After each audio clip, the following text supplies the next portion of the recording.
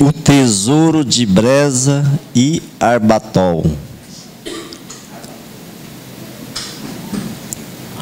Houve na Babilônia um pobre e modesto alfaiate chamado Enedim, homem inteligente e trabalhador, que queria encontrar um tesouro e tornar-se assim rico e poderoso, mas não sabia como. Um dia bateu na porta de sua humilde casa um velho mercador da Fenícia, querendo lhe vender bugigangas, entre elas uma espécie de livro de muitas folhas, onde se viam caracteres estranhos e desconhecidos. Comprou então o objeto.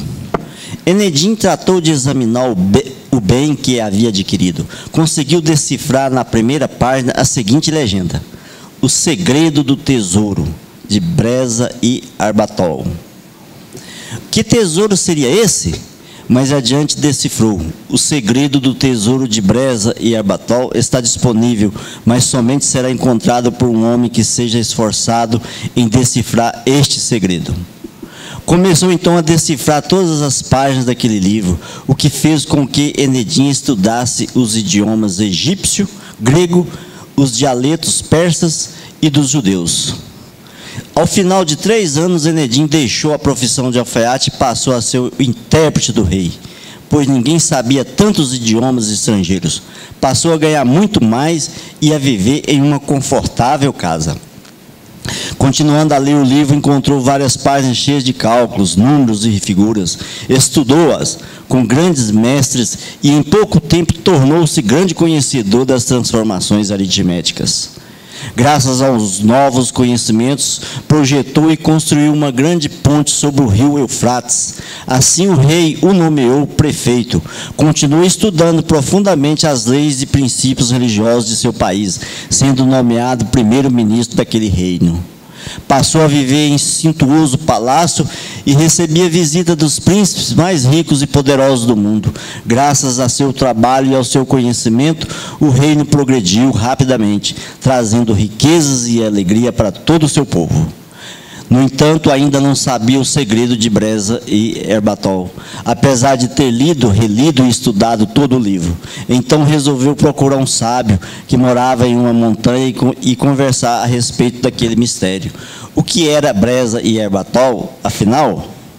O sábio, sorrindo, esclareceu: o tesouro de Breza já está em seu poder, pois graças ao livro você adquiriu grande saber e trabalhou muito, e isto lhe proporcionou os invejáveis bens e posição que possui.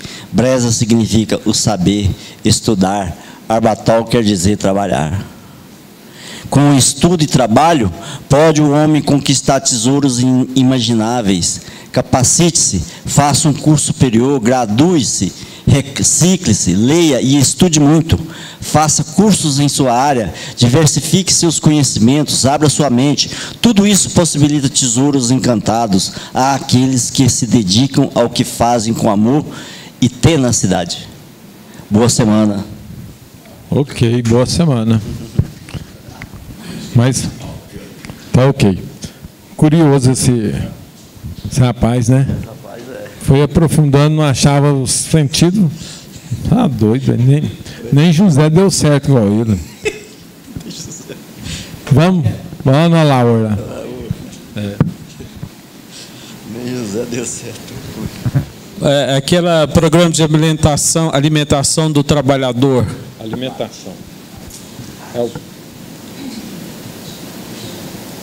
Pati, a Laura. Que é do Ronan. Tem pauta também. Tem pauta? Então, pode. Quem? É o Eudes? Eu tenho 2 pautas. Vamos lá. Uma é Eireli, depois eu vou explicar o que é. E a outra é imposto de renda. IR. Também depois eu falo o que seria.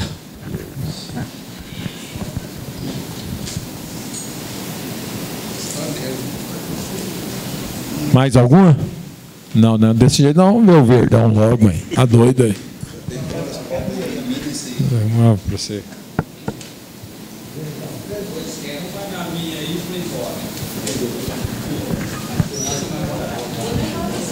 Como é que é, Laura? Você vai embora? Eu vou Goiás. Ah, então eu vou pôr a sua por último, então, aqui. Vamos lá, o PAT, Programa de Alimentação do Trabalhador. É o seguinte, no lucro real, quanto que eu posso utilizar de dedução do imposto a pagar sobre a alimentação do trabalhador? Daí, quer responder? Laura, até onde eu tenho conhecimento, é 8% de incentivos, de todos os incentivos, vale transporte, alimentação, tem um outro aí. Não, mas é só da alimentação que eu posso deduzir para descontar o incentivo, né? Não? Não, educação, você pode, a somatória de todos. Então, vamos supor, o lucro real vai pagar 1 milhão de imposto de renda. 8% do imposto de renda dá 80 mil. Então, se você pagou alimentação, bolsa de estudo, vale refeição, vale transporte, dentro desses 80 mil. Se você, juntando tudo, deu 70, você vai usar só os 70. Deu 100, você vai usar só os 80. Bom, aí é o seguinte, mas eu tive lá a alimentação, paguei alimentação, por exemplo, lucro real, balancete de suspensão, todo mês. Correto. Paguei 100 mil lá de alimentação no mês. Eu tive lá um lucro de 200 mil reais. 200 vezes 15%, vai dar 60, né? 30 mil. 30 mil. Você gastou 100 mil? 100 mil. Então você vai usar só os 30. Aí eu vou utilizar, reduzir os 30 mil? 8% de quanto nós falamos? Não, 8% de 30. Ah, vou utilizar 8% do imposto que você vai pagar.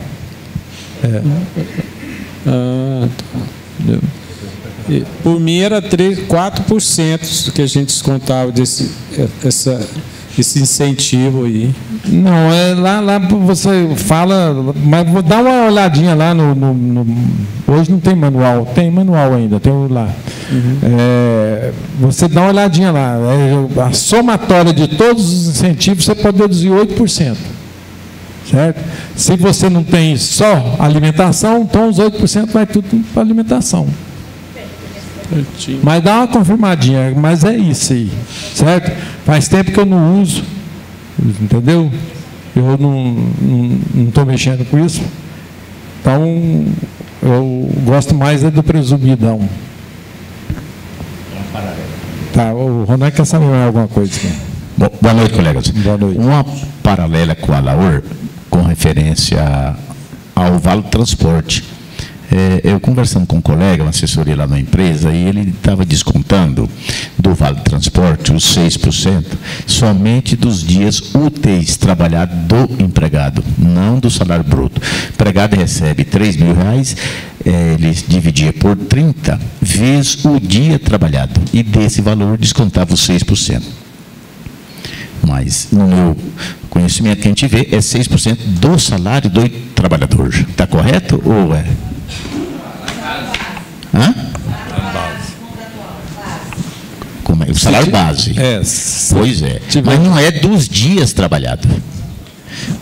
É preciosismo demais dele, né? No caso.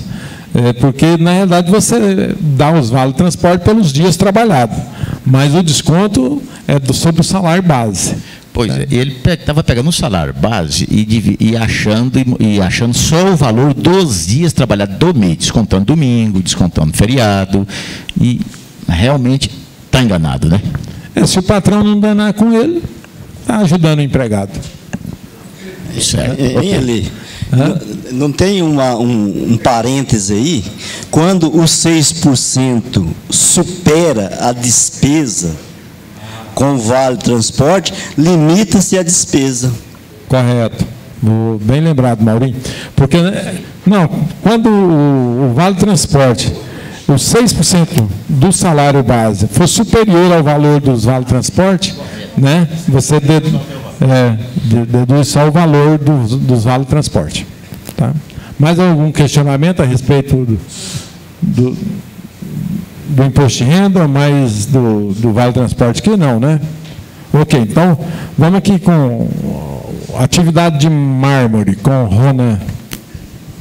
Colegas, eu pergunto a vocês sobre a atividade de atacadista de mármore, granito, isso é importação e exportação. Vamos só no comércio atacadista de mármore e granito. Pelo fato de ser granito, pedras, tem um tratamento diferenciado na parte fiscal do Estado de Goiás ou é uma empresa comum?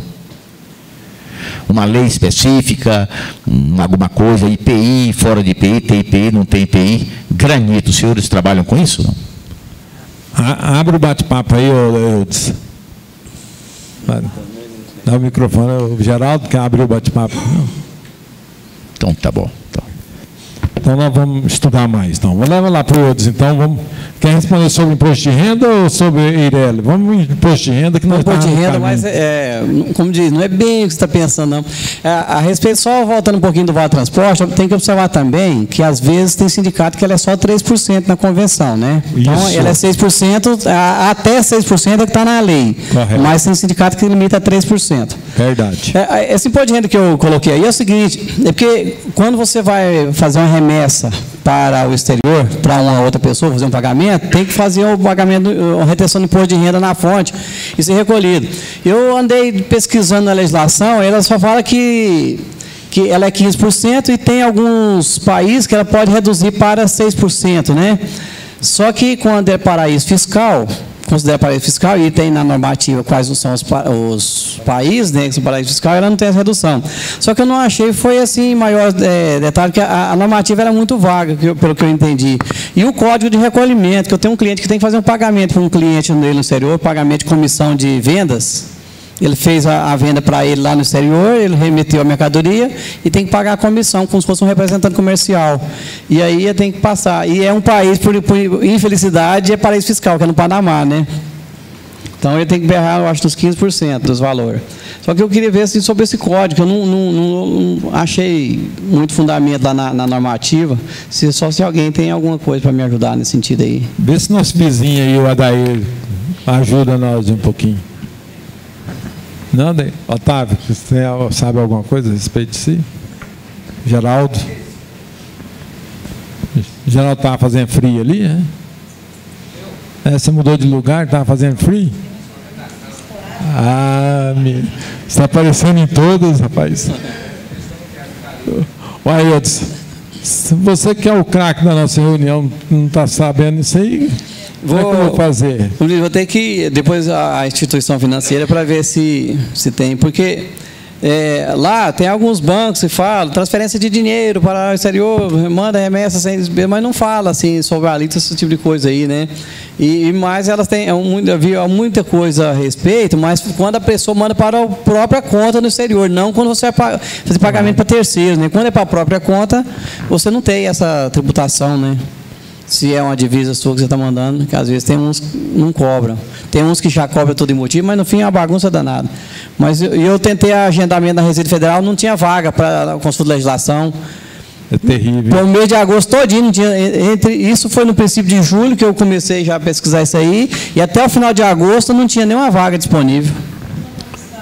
Exatamente, plantão fiscal, não tinha vaga para plantão fiscal na Receita. O nosso pai Google não saiu nada, não? Eu tentei ele, exatamente. O pai Google, né? Não, é onde as informações que eu ainda tive, muita foi disso aqui, mas não localizei. Você tem um telefone de Jorge da Receita? Tem não. Eu passo ele amanhã. Então me passa, eu fico agradecido. Marcial. Beleza. Eu tenho um WhatsApp também, eu vou pesquisar com ele. Eu pus uma observação que você vai trazer para nós e para ensinar para nós. Depois eu vou ver com o Marcial, né, que aí, às vezes ele sabe também me ajudar. E o Jorge, talvez eu falo com o Jorge, minha agenda é uma coisinha para eu... Qual que você está querendo para ontem, né? O cliente, assim, ele tem que fazer o pagamento, ele me pediu para verificar, não pediu urgência não, mas quanto mais rápido ele fizer a quitação com o cliente dele lá, com interventor dele lá, né? Que fez parceiro, para ele é melhor, porque tem mais negócio a prospectar para lá, né? É remessa para paraíso fiscal, né? E é paraíso fiscal, mas assim, mas na realidade ele vai fazer um pagamento para a pessoa que prestou um serviço para ele lá, é uma comissão de vendas. Porque a pessoa lá, ele é um representante comercial no local, lá no Panamá, e ele vendeu para ele lá uns sementes de pastagens.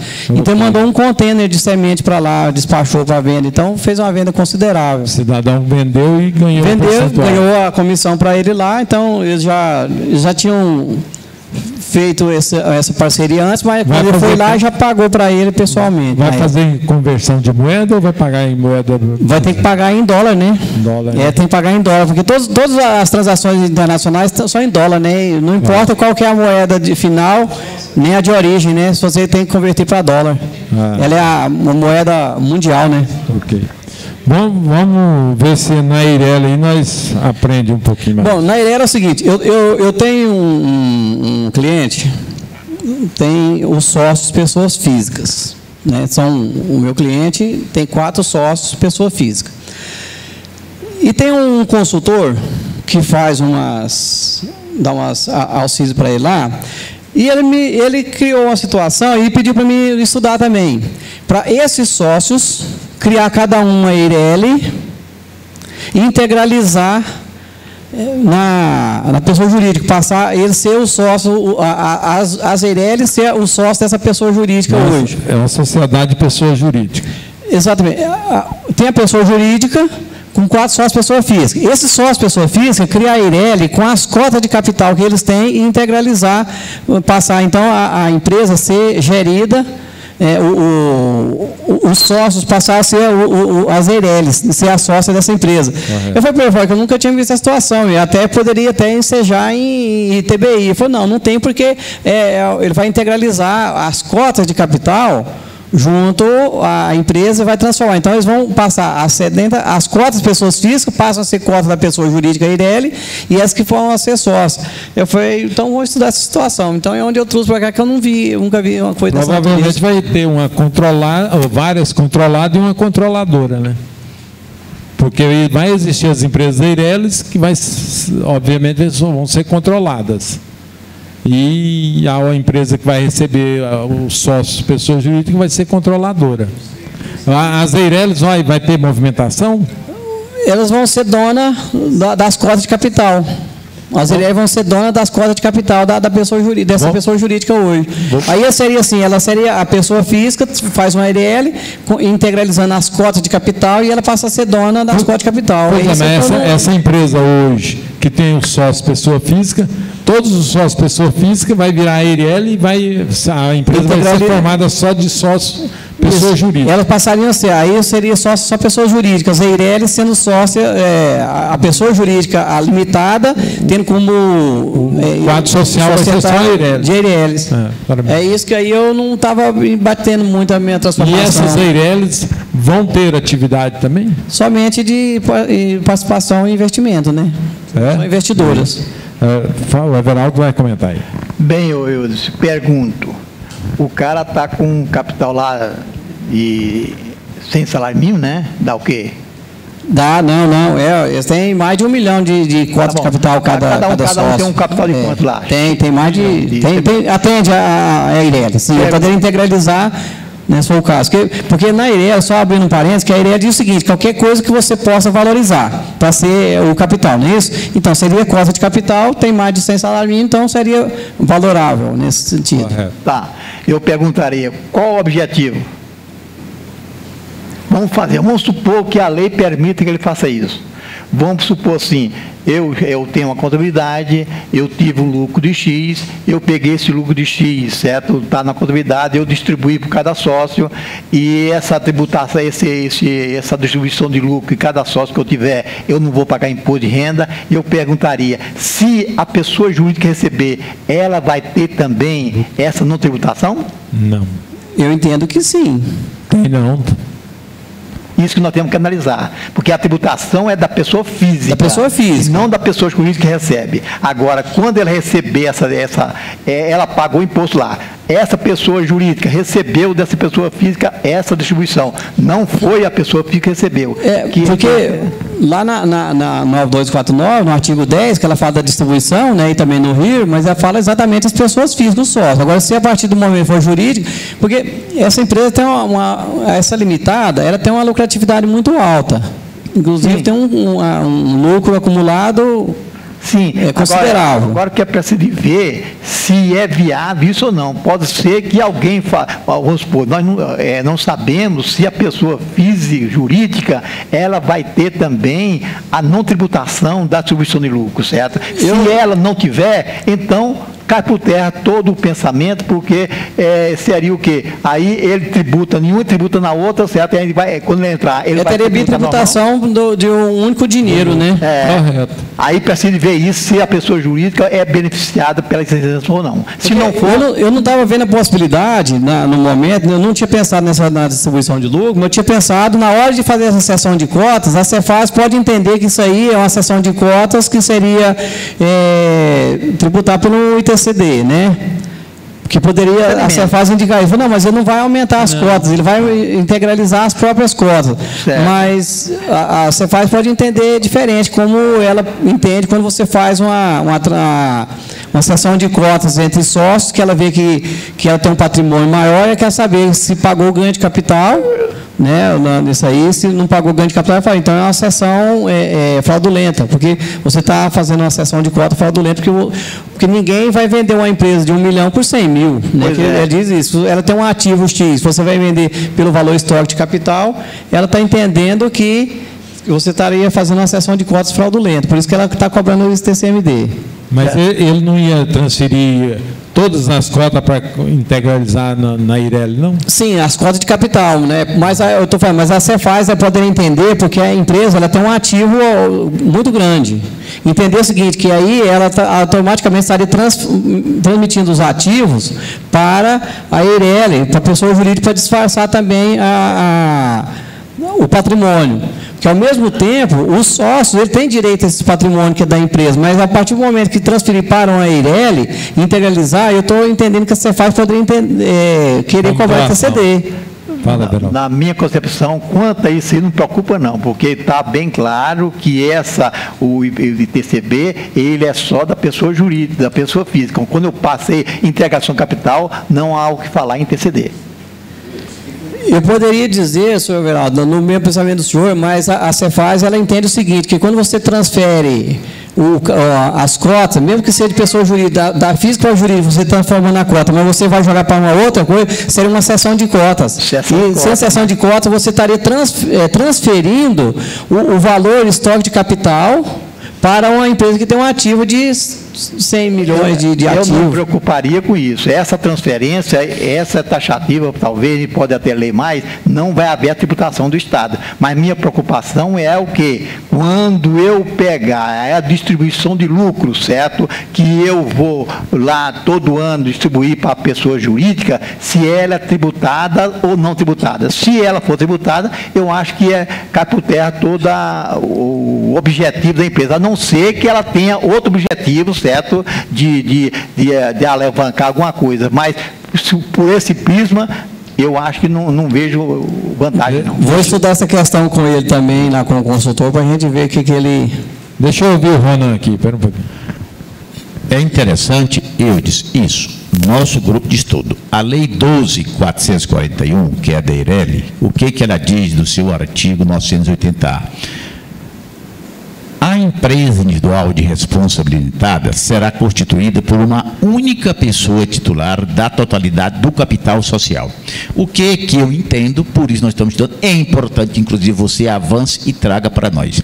É um instituto próprio daquela pessoa individual que se queira constituir uma empresa e limitar a sua responsabilidade ao capital social a 100 vezes o salário mínimo. No mínimo, né? Do mínimo, 100 vezes o salário mínimo. Ela tem seu instituto próprio da Eireli. E nesse instituto dela, lá não diz que ela pode fazer parte como sócia de pessoa jurídica de outra pessoa jurídica. Porque aí estaria confundindo as responsabilidades das SAs, que é o tratamento, estaria confundindo essa responsabilidade dos titulares dessas EIRELI. Eu, hoje, se dependesse da minha opinião aqui, eu já digo que não prosperará essa intenção de fazer parte do quadro social daquela empresa, porque ela tem o seu instituto próprio. Ou seja, o que o legislador disse? Olha, você é individual, você tem condições de trabalhar solidariamente, você quer separar os seus bens da sua empresa. Entendeu? Então, criou-se esse instituto. Ele é voltado exclusivamente para a pessoa individual, que, por sua vez, colocava ou constituía uma limitada, porque a empresa individual tem aquele tratamento diferenciado da EIRELI, que nós sabemos que a responsabilidade civil e fiscal da individual, ele é ilimitado com referente aos bens do seu titular da empresa individual. Agora, a EIRELI, ela tem seu instituto próprio. Ela só é responsável o patrimônio seu constituído. Então, lá no Instituto não tem essa previsibilidade de fazer parte de outro quadro social. Sabe? Mas ela não proíbe. Como? Mas não proíbe ela ser participar ela ser sócia de uma empresa limitada. Se não é proibido, é permitido. Bom, mas não é bem assim. Por isso que estou dizendo para você. Isso é importante realmente aprofundar os estudos, porque a responsabilidade é muito grande. Por isso que eu disse, achei importante você trazer isso, porque é uma responsabilidade muito grande, principalmente do contador, que estará por trás desse processamento. Então, precisa realmente ser estudado e verificar na legislação essa possibilidade dela fazer parte. Eu não vejo que poderá. Isso, eu até, se você permite, eu gostaria de estudar junto com você assim. Eu também estudar a respeito disso. Perfeito. Ok, fala, Geraldo. O Odd já respondeu, certo? A EIRELI, ela não proíbe que essa empresa, pessoa jurídica, EIRELI, faça parte capital de outra pessoa jurídica. Eu acho que não é proibido, é permitido, né? É correto. E dentro das resoluções do DREI, a pessoa jurídica pode participar do quadro social de outra pessoa jurídica. Porque diz assim, a pessoa jurídica pode ser sócia de outra pessoa jurídica. Eu não posso ter duas EIRELIs, mas eu posso ter uma EIRELI e uma limitada. Né? E uma individual, eu não posso ter duas EIRELI, mas eu posso ter uma limitada, uma individual e uma EIRELI. E ela não proíbe que eu participe. Agora, a questão que eu estava vendo pelo lado da cessão de cotas, você integraliza, passa a ser sócio e gerar um ITCMD. E aí o ITCMD em cima do patrimônio da empresa hoje, ele ficaria inviável. Por causa dos ativos que a empresa tem. E o senhor Everaldo levantou outra questão, porque essa não tinha lado ainda por esse prisma, que seria da distribuição de lucro, porque ela também faz uma distribuição de lucro considerável para os sócios, pessoas físicas. E ele então, é um ponto a mais para me estudar agora, com essa pessoa. Inclusive, eu ia perguntar, esse consultor estava prevendo essa mudança nesse quadro social, uma rentabilidade, lucratividade e isenção? Em que? Não. Porque só complementando. Porque a controladora, quando distribui o lucro para as controladas, os lucros recebidos pelas controladas, eles são tributados, porque é no lucro real. Certo? É só permitido o lucro real. Porque, na realidade, o pensamento dele maior era mais pela blindagem do patrimônio, né? Era a blindagem do patrimônio, dos sócios hoje, né? Analisar bem, então, eu estava analisando isso aí. Então, eu tenho que juntar todos os pontos, trazer para um ponto central e ir amarrando um por um até chegar no entendimento. Eu vou sentar com ele e vamos levantar essas questões também. Sabe por que eu disse? Eu disse, tem um estudo aqui, ó. O presente artigo 980A do Código Civil permitiu a criação de empresa individual nas quais a responsabilidade do instituidor se limita ao patrimônio afetado àquela pessoa jurídica.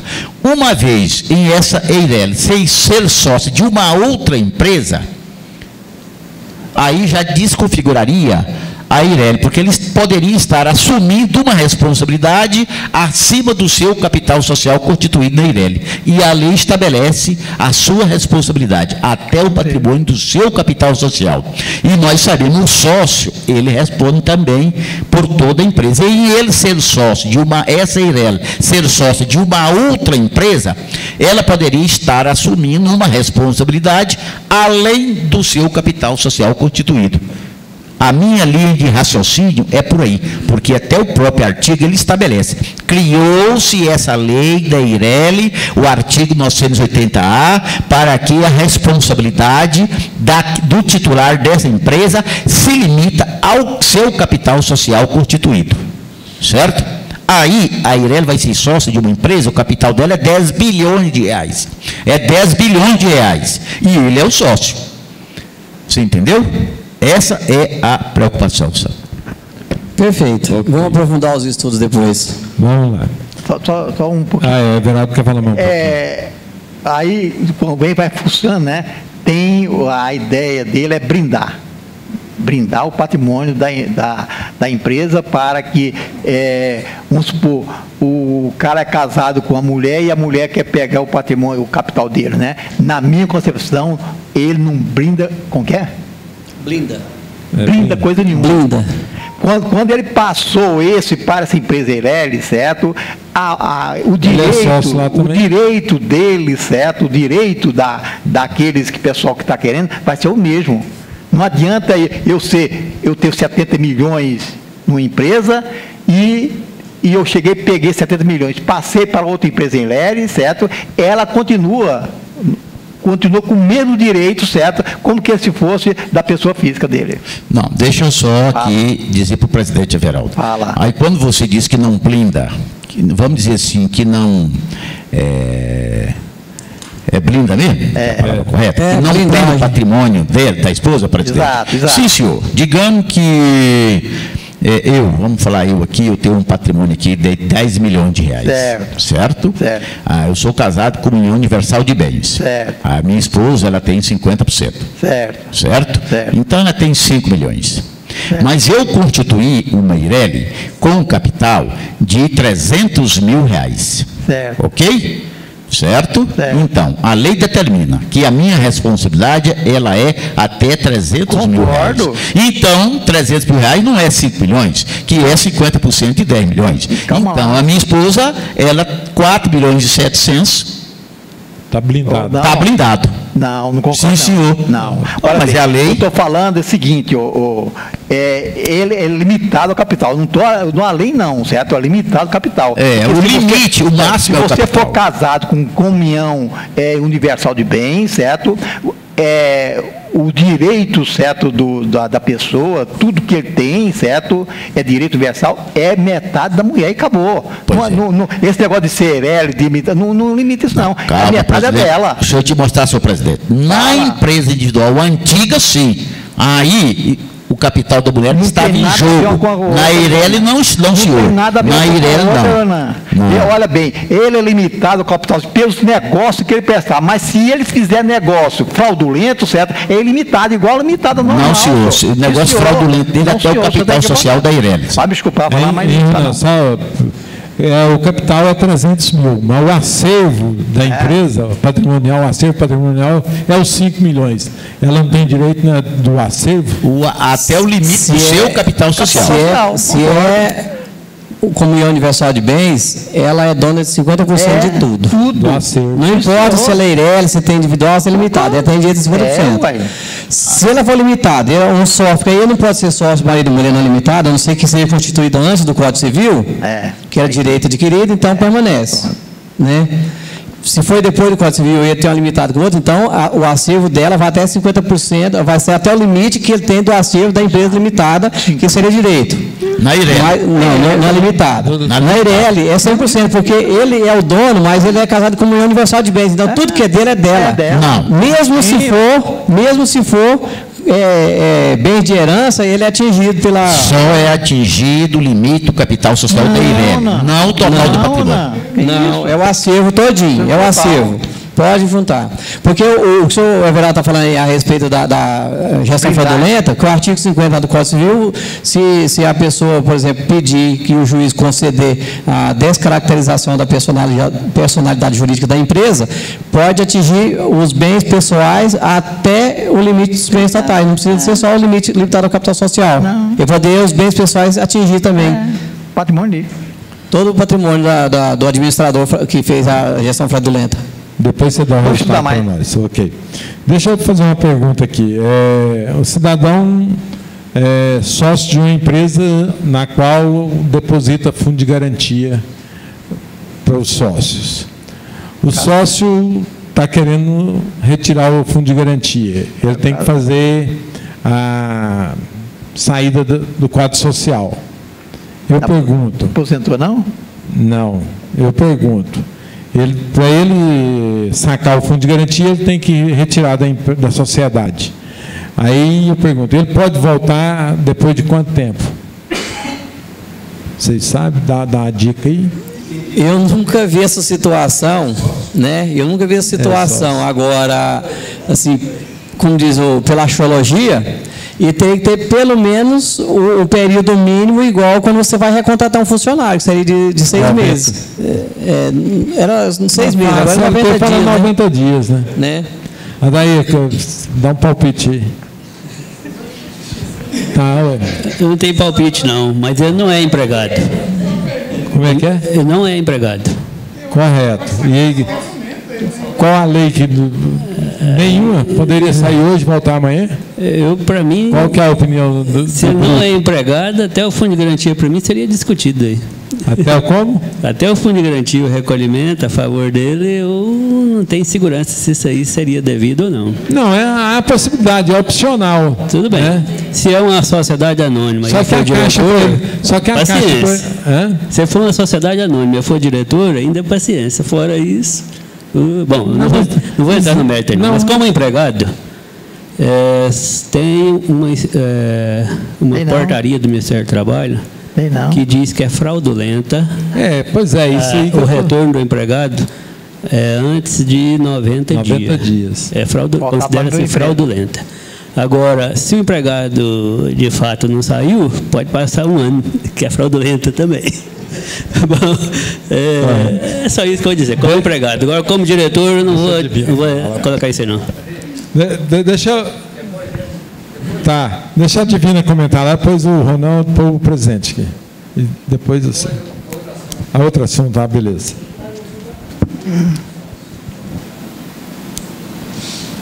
Igual o Eli falou, é opcional e pode fazer sim.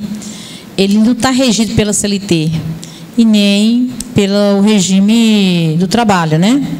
Então, mas amanhã eu prometo te falar certinho a legislação, porque estão ficando na astrologia. Então ele pode sair então que ele quiser, que aquilo ali é uma opção, tipo uma economia. Entendeu?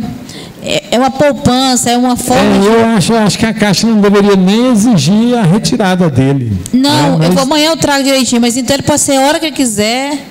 E então, quer dizer, que quem proíbe é o Ministério do Trabalho, é a Caixa Econômica Federal, é o gestor do FGTS por causa das fraudes que tem por aí. Mas ele não está regido pela lei da CLT.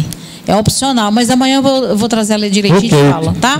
E aí a gente, na terça-feira, a gente passa. Okay? Deixa o Ronaldo falar aqui. Não, se você comentando, eu pensando no seguro-desemprego, é o fundo de garantia. Mas eu te pergunto, esse cidadão, quem está recolhendo o fundo de garantia, é a própria empresa que ele está registrado nela ou não? É a empresa a qual ele é sócio. E ele recolhe o fundo de garantia para ele lá dentro? Para ele, Não, mas então aí é o seguinte, tem vedação, é ilegal. Ele não pode, ao mesmo tempo, ser empregado e empregador. Isso aí não pode. Ele não pode. É ao mesmo tempo.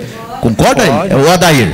Ele pode ser ao mesmo tempo empregado e empregador da empresa, não existe isso. Mas não pode. Não pode, mesmo que seja um sócio cotista. Pode. Vamos aguardar, mas não pode. Eu vou apostar aqui, Divino, com você, meu dedinho. Ele não pode ser sócio cotista da empresa, nem administrador, e eu mesmo tento recolher o fundo de garantia para ele. Eu recolhi. O dedinho dele. Eu recolhi. É errado, você vai devolver. Vai devolver. Já tirei lá no tempo. Espera aí. Oi, Eli. Peraí, deixa eu ouvir o Adair lá primeiro, que ele estava falando lá. É que ele é como sócio diretor. Se for diretor de sociedade anônima, pode ser até passível. Agora, se ele for também diretor de uma entidade filantrópica, salvo memória, o artigo 27 da 8036 fala alguma coisa sobre isso. Pode, né? Agora, eu nunca me aprofundei nisso aí, não. Não, mas há uma condição que pode ser depositado. Deixa eu ouvir o João aqui. Eu tive um caso de uma cliente minha que ela teve um FGTS de algum tempo atrás, quando ela era empregada. E esse FGTS dela, nesse período, ficou lá na Caixa. Correto. O que acontece? Quando ela abriu a empresa, aí, por circunstâncias, quer dizer, um erro operacional, 2 meses foi recolhido o FGTS para ela, não foi que foi recolhido, foi lá na GFIP, lá no código lá de recolhimento do FGTS.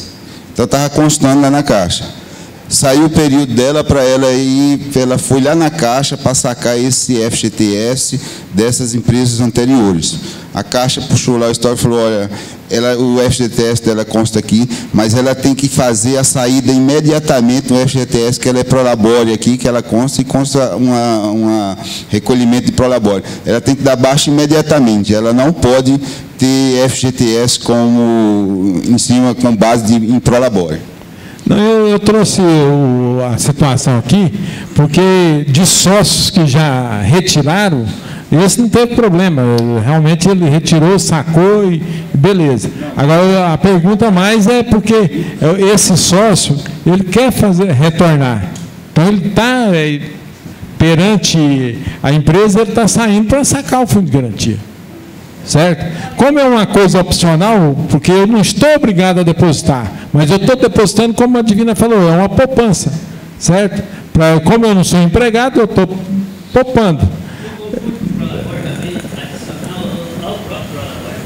Espera aí, vamos ver lá.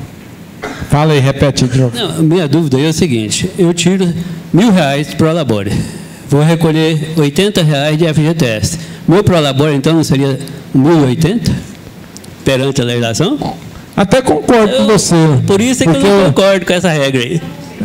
No caso da Previdência Social, a Previdência pode até questionar, né? Mas, na realidade, é uma despesa que eu estou pagando para o sócio. A empresa está pagando para o sócio. Né? Mas eu não tiro sua razão nesse caso aí, não. Você queria falar também, Fernando? Não, eles já responderam. É isso aí, né? Então, tá bom. Tem mais uma pauta aqui, mas vou abrir para o Geraldo aqui. Pode? Pois é, mas essa pauta que vai entrar aqui é outro assunto também. Pode. Eu estou querendo verificar, preciso de uma ajuda de alguém aí para nós olhar a resolução 94 e depois a 140. É a possibilidade de a gente verificar isso?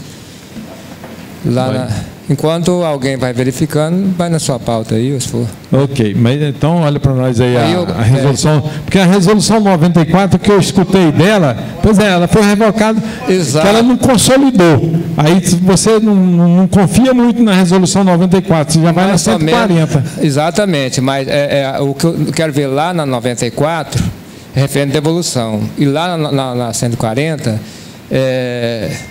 não deu para esclarecer sobre devolução. É isso que eu queria verificar. Devolução de mercadoria. Tá? Então, na 94 é o artigo 57, na 140 é o 59. Olha, já ficou até mais fácil. Enquanto isso, o Everaldo vai falar aqui na pauta sua, o que é? Já esqueceu? O quê? Você põe uma pauta para mim aí. Não falou o assunto? Não, tá. O Eudes, aquela vez que nós trouxemos aqui, bom dia, aqui, ó. Agora ele chegou, outra pessoa mandou esse caso de novo, que é dar continuidade àquele caso que nós trouxemos na semana passada, atrasada, né? Registro PC e P150. Então ele ficou aqui na dúvida também, a Receita Federal também não sabe se está certo ou está errado, certo? E dá advertência que está faltando esse PC e PC50, certo? Mas não deixou apresentar isso, o SED, o SEF. Ele dá advertência se ir lá e fazer aquela mudança lá na regime de competência para o regime de caixa. Se lá, porque a Receita Federal está fazendo a confusão ali em regime de caixa com o livro caixa. Então, eu acho que deveria ter uma terceira opção. É regime de competência, regime de caixa ou livro caixa. Porque quando você vai fazer a SF, o registro lá que pede, o livro caixa, naquela opção, quando ele está fazendo os parâmetros para gerar o arquivo. Aí marca o livro caixa, ele puxa o livro caixa, aí ele diz que o regime de caixa, lá na abertura dos registros, dos cadastros do SF. Quando você vai lá e muda o manual, que o que eu tinha feito naquela semana atrasada aqui, muda o manual para o regime de competência, aí o que ele faz? Ele abre o registro P100 e P150, que é o balanço patrimonial e a DRE, que aí o sistema não permite trazer. Se eu falo, por exemplo, dá advertência, mas se eu falo também que eu quero fazer os registros pelaquela informação, se eu falo assim, não, eu quero fazer então os arquivos completos, o balanço DRE. Ele disse, você não entregou a ECD. Ainda não tem ECD nesse computador. Então ele não permite. Então eu fiz tudo o seguinte, com regime de caixa. E deixei o registro P100 e P150 para trás, porque do jeito que eu gerei os arquivos, do jeito que ele não mexeu nada, não mexi em nada lá e mandei como se fosse regime de caixa. O Flávio estava olhando também lá e eles retiraram uma alteração que teve no manual, eles retiraram uma inscrição lá, mas permanece a mesma nomenclatura, regime de caixa do registro P100 e tal. Então está a advertência aí, não sei se existe a dúvida para a Receita Federal. Não sei se eles erraram ou não, certo? Provavelmente ano que vem, se é advertência, o ano que vem eles vão consertar. Eu digo o seguinte, que quando tem advertência, diz assim, não está errado, mas você pode observar isso. Então, na dúvida, indúbio pro réu. Então, deixa aí. Vamos fechar dessa forma. E não tem jeito. Quem não apresentou ECD não tem jeito de mudar. Ele não aceita, de forma alguma. E para mim apresentar um ECD atrasado hoje, só para mim aproveitar o balanço da patrimonial, não adianta, não compensa. E para fazer, inserir essas informações manuais, faz isso, só porque é registro, menino, muito tem. E pior, se ele for colocar o ECD agora, ele tem que apresentar, porque vai colocar os balanços, tem que apresentar mais outro contador, né? Não, porque ele tem quando ele retificar, porque se não retificou, aí é a apresentação extemporânea, vai pagar a multa, né? Quando ele vai retificar, que aí que tem que pôr a assinatura de outro contador. Ele tem que pagar a multa. Tem que pagar a multa. Então, pelo não apresenta o registro P100 e P150 como regime de caixa e apresenta o livro caixa. Exato. Incluindo, no caso, incluir a conta bancária. Então, lá, quando eu gerei o arquivo, buscar os arquivos para o livro caixa, os arquivos da SF, eu pus a conta bancária, o livro caixa, conta bancária e conta aplicação, porque os bancos que trabalham, por exemplo, o Itaú, que trabalha com as aplicações automáticas, a Caixa Federal, ela pega todo o saldo e joga como uma conta de aplicação, é o mesmo extrato, mas se você vai lá, ele tem uma aplicação financeira todo dia. Então, você tem que trabalhar com isso aí também. Então, inserir as três, porque o que diz a legislação? Quando você faz escrituração livro caixa, você não tem que inserir a movimentação bancária junto? Foi tudo junto. Então, colega... Inclusive os três saldos, o disponível lá do livro caixa meu está batendo com o disponível do balancete de caixa e banco. Então, colega que enviou o e-mail, nós estamos, então, nessa mesma vala, né? Então, nós apresentamos dessa maneira, certo? Não olhamos se é aquele... tributação pelo livro caixa. Livro caixa é uma coisa, tributação pelo livro caixa é outra coisa, né? Vamos ver a Adair aqui. Eu só quero fazer um comentário, eu não tenho esse caso. Mas quando a gente gera o arquivo para a SF, lá tem aquele quadro onde você marca lá o P, Q, aquelas coisas. Mesmo sem marcar o Q, gera essa consequência? Tudo bem, só isso. Mas seguinte, ele vai para lá, se não marcar nada... Seu Geraldo, abre o nosso programa e vai lá onde gera o arquivo, só para a gente tirar essa dúvida aí onde o Adair está falando. Mas você tem que marcar o livro caixa lá.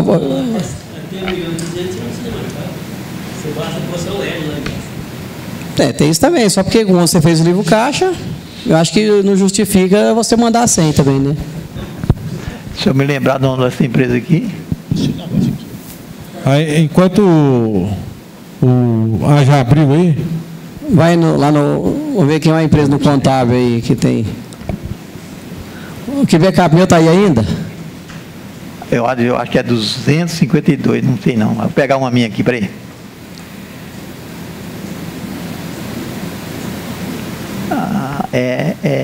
Como que é o nome? R. É esse mesmo, ó. Minha cabeça tá boa, tá, pai? Essa aqui.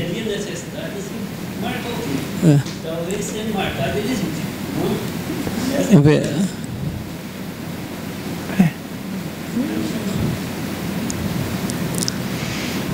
Aqui, quando eu apresentei pelo caixa, ele vai chegar a pegar esse bloco C.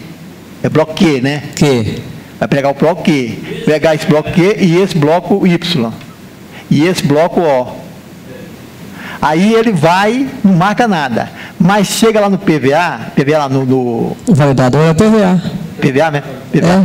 Chega no PVA, aí lá no manual... Eles falaram o seguinte, olha, se você só pode usar isso aqui lá no manual, certo? Só pode usar aqui se você for regime de caixa. Aí ele chega, coloca regime de caixa lá, não pode colocar competência. Se colocar competência, está lá regime de caixa. Se colocar competência, ele dá a advertência. Ok. Vamos voltar. O Ronan vai fazer um comentário aqui, acho que do FGTS, né? Então vamos lá. Porque, colegas, não é de plano, eu penso não ser de plano esse entendimento de que o sócio da empresa pode ser ao mesmo tempo empregado da mesma. O que diz aqui? Tribunal Regional do Trabalho de Minas Gerais, lá no Guia Trabalhista. Sócio de empresa também pode ser empregado? Geral. Aí vem aqui. O sócio de uma empresa, ainda que na condição de administrador, também pode ser empregado da mesma pessoa jurídica? O que a legislação diz? Basta que os requisitos necessários para a caracterização da relação de emprego estejam presentes. O que quer dizer isso? Basta que a relação que caracteriza o vínculo esteja presente. Então, tudo bem. Pode, às vezes, ser, se ele provar que ele obedeça às normas, horário, tudo aquilo da CLT. Se ele não provar aquilo, não pode ser sócio. É o que o juiz está dizendo. Para ser sócio, para ser empregado na empresa, tem que caracterizar a sua condição de empregado, o que determina a CLT. O juiz disse aqui, ó. Não tem nada contra que ele seja sócio de empresa. Basta que ele preencha os requisitos como empregado. Certo? Se colocou isso, se ele não caracterizar os requisitos para empregado, não pode ser empregado da mesma empresa. Ele não está mais esquecendo da CLT, não. Ele é sócio de comissão de recolhimento, está lá na legislação. Recolhe sobre o Prolabore. Mas vamos conversar isso. Deixa a Divina, vai. Achou aí? Estava a resolução? O Otávio vai falar da resolução lá. Microfone aí, Otávio? Tem, né? Qual que é o artigo 57 aí? O que fala aí? 140? Olha o microfone ali para o Geraldo. 94 está revogado, Geraldo. Calma que nós vamos chegar lá. Só para a leitura fazer a comparação. Vamos olhar na 94. Olha o artigo 57. Depois... Só 140 que eu abri aqui. Não, então deixa eu explicar. Lá na 94, no artigo 57, ele faz a referência como na devolução. Se você fizer a devolução no modelo 1, no modelo 1A, ele manda colocar o ICMS, a base de cálculo, lá no campo de observação e no corpo da nota. Aí ele vai lá no artigo, no parágrafo 7 e diz, quando devolução com modelo 55, aí já diz que... Campos próprios. Os campos próprios. Agora, lá na 140, no artigo 59, ele já não traz essa colocação. Lá você pode ver lá que ele volta a confirmar que no modelo 1, modelo 1A, no campo de observação, no corpo da nota. Lá já no parágrafo 9, ele já faz a referência, mas não esclareceu que a devolução com o modelo 55 vai colocar nos campos próprios. Deixa eu te esclarecer aqui, então. Eu estou trabalhando com a resolução 140, lá no parágrafo 9º, Lembra lá para você ver. Lá não dá muito... Na hipótese de emissão de nota fiscal modelo 55, não se aplicará o disposto parágrafo 5º e 6º. Que 5º e 6º. Olha lá, 5º e 6º. Mas o que está lá olha lá, no 5º e 6º, o que está? Eu estou na 140. Eu estou na 140. Exatamente. Mas a 5ª fala que na hipótese de estabelecimento e pedido de recolher o ICMS, tal, não se utilizará o 6º. Quando condição de responsável pelo substituto tributário, tal. Olha o 7º. É o 7º. Na hipótese de devolução de mercadoria, a contribuinte não optante do Simples, a ME ou EPP, fará a indicação no campo informações complementares ou no corpo da nota fiscal modelo 1 ou 1A, da base de cálculo do imposto destacado e o número da nota fiscal comprada na mercadoria. No caso, modelo 1 e 1A, certo? Aí lá na 9ª ele tinha que falar, exceto o 7º também. Lá não, peraí. Aí vai falar assim. O parágrafo 9. Nas hipóteses de emissão de nota fiscal eletrônica, modelo 55, não se aplicará os dispositivos no 5º e 6º, e a base de cálculo do ICMS porventura devido deve ser indicado nos campos próprios, conforme estabelece o manual de especificações e critérios da nota fiscal eletrônica, baixado nos termos do ajuste CINIEF, que instituiu o referido documento eletrônico. Deixa eu fazer um adendo aqui para você. Eu estou fazendo uma pós-graduação em SPED lá no IPOG. Isso aqui é para facilitar a leitura do XML das notas fiscais de optantes do Simples Nacional para dentro do SPED das empresas que fazem o SPED. Porque se eu tiver ali notas fazendo referência a nota ali, eu vou ter um trabalho manual de mão, entendeu? Que eu posso referenciar também. Só que aqui no estado de Goiás, nós temos emissão de nota modelo 55. Não existe mais modelo 1 e 1A. A não ser venda fora do estabelecimento aí, né? Então, nesse caso, eu entendo que, de acordo com as normas técnicas de emissão de nota fiscal eletrônica, está tudo normal, não tem problema não. Tem que fazer colocando os campos próprios no caso de devolução de Simples Nacional. Não, é porque eu li aí, eu não consegui captar essa mensagem que você está dizendo, porque lá no 7 ele fala que no modelo 1, modelo 1A, você vai lá no campo. Aí ele não fez, então, no meu entender, ele teria que falar assim, exceto o 7º, o 5, 6 e o 7º, né? Mas aí beleza, você entendeu, né? Você tem que fazer em devolução a empresa do Simples Nacional. Fazendo devolução de mercadorias, ela tem que colocar o ICMS nos campos próprios. E lá embaixo, nos dados adicionais, colocar a data, o número da nota e o número-chave da nota fiscal de compra, né? Correto. Tem que destacar o ICMS nos campos próprios. Nos campos próprios. Correto. Deixa eu Divina falar lá. Só em caso de devolução, tá? Além de colocar a origem daquela devolução, tem um lugar próprio agora de colocar a chave da nota anterior, que ela já busca tudo, já resolve. Então, porque é o seguinte, se você for pegar as normas técnicas nota técnica da nota fiscal eletrônica, ela tem a versão 1, versão 1A, versão 1.2, 1.3, 1.4, 1.6, está até 2 não sei quanto aí. Aí você vai verificando, se você... Hoje eu estava fazendo uma pesquisa nisso aí, eu verifiquei isso aí também. Tem as notas técnicas específicas, inclusive para devoluções, esclarecimentos também do ECAT a esse respeito, sabe? Porque eu estava com uma empresa, nós vendemos para uma empresa aqui, foi uma nota até grande, R$54 mil, a minha empresa é do Simples Nacional. Aí está dando um crédito lá de 1.900 e pouco. Mas só que o cara negociou com ele, que a empresa era do Simples, deu um desconto bom para ele. Ele falou assim, não, você tem outra empresa, me repassa o ICMS que eu quero. Eu falei, não, aí você quebra minhas pernas, porque eu dei um desconto bem grande para você.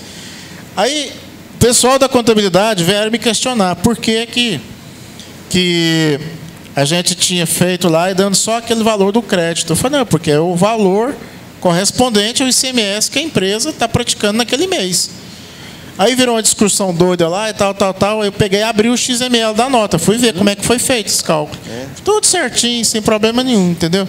Aí o que aconteceu? Foi o financeiro lá da empresa que viu que a empresa estava sendo prejudicada, mas ela foi comprar de nós demos um desconto que compensaria o imposto que em nossa empresa do outro grupo ia pagar, entendeu? Que aí nós poderíamos vender com ela com redução de base de cálculo com 11% se fosse do outro grupo. Mas essa empresa está no Simples, entendeu? Aí hoje eu dou uma guaribada de manhã nisso aqui, viu, Geraldo? Aí qualquer coisa eu te passo para você as informações. Mais algum questionamento aí? Não, né? Uma boa semana para todos. O Eudes quer lá, o Eudes quer mais. Esse aqui é rapidinho e fácil. Vamos lá. É porque eu estava aqui, eu lembrei uma pergunta que veio para mim aqui. É porque uma pessoa um cliente que ele denegou uma nota fiscal, que descobriu uma nota que foi lançada para ele, emitida para ele sem ter feito a compra. Aí eu fui lá e rejeitou a operação. Eu só queria assim, gera uma chave para ele ou é somente que a nota que sai como cancelada? Como é que fica lá? O Júnior que faz esse serviço sempre, Júnior? Gera, é igual você faz uma carta de correção. Aí quando você faz uma carta de correção, ele gera um tag ali, né? Isso, ali, né? Aí quando você vai fazer a denegação também, vai gerar um tag. Aí ele pode imprimir isso aí para... Aí o que está acontecendo na nossa empresa? Nós conseguimos comprar um programa que onde emite nota fiscal no Brasil, está caindo lá nesse repositório dele lá no servidor. Aí ele está fazendo o quê? A mercadoria chega, ele pega a nota e está conferindo. Aí ele está dando ciência ali. As que ele não está recebendo nem nada, ele está denegando. Aí quando nós estamos fazendo a denegação, a gente está tirando a cópia daqui e está montando um dossiê, porque a Secretaria da Fazenda vai querendo saber a justificativa disso. Aí o que aconteceu hoje? Outra empresa lá do Rio Grande do Sul tirou uma nota fiscal para nós vendendo aqui para Goiás. E chegou já no finalzinho da tarde, ele emitiu uma nota fiscal de entrada para ele. Entendeu? Porque acho que não deu prazo dele mandar a mercadoria para nós. Aí o que aconteceu? A nossa empresa em Goiás está comprando o Rio Grande do Sul e está fazendo uma devolução para ele, está entendendo?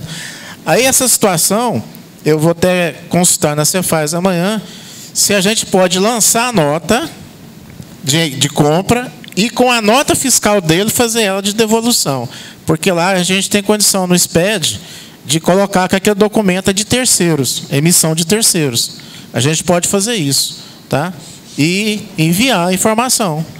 É porque ele viu a mercadoria, falou, uma nota que não tem, falou, não tem essa mercadoria. Aí a pessoa falou, não, e a empresa que emitiu a nota não aceita a devolução. Então, disse que queria pagar o imposto para ele. Falei, mas você tem que escriturar, depois você vai emitir uma nota de venda para ele, que eles pediram que eu emitisse uma nota de venda de volta para a empresa, para pagar o imposto. Não, faz não, denega a nota. Ele denegou, só que aí ele não disse que não saiu nada para imprimir. Eu falei, não, mas eu sei que gera uma chave, e aí quando vai lá na nota, consulta a situação dela, fala que a nota está inutilizada, né?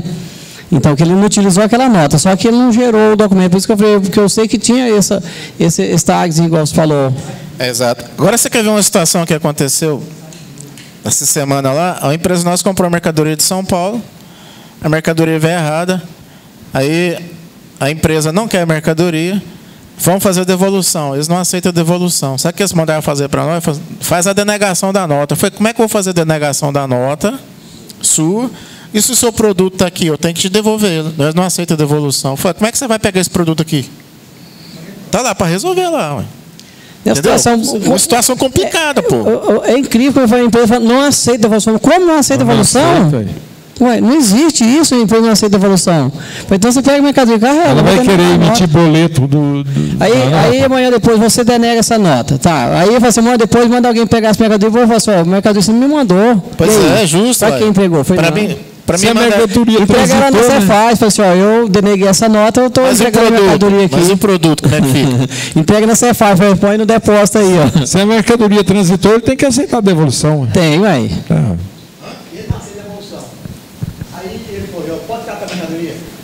Por isso que a discussão está nisso daí. Como é que eu vou ficar com um produto que eu não quero? Então você pode ficar e fica de graça, né? O produto não presta, né, Verão? Se ele não for me cobrar, né? Uma boa semana a todos, pessoal.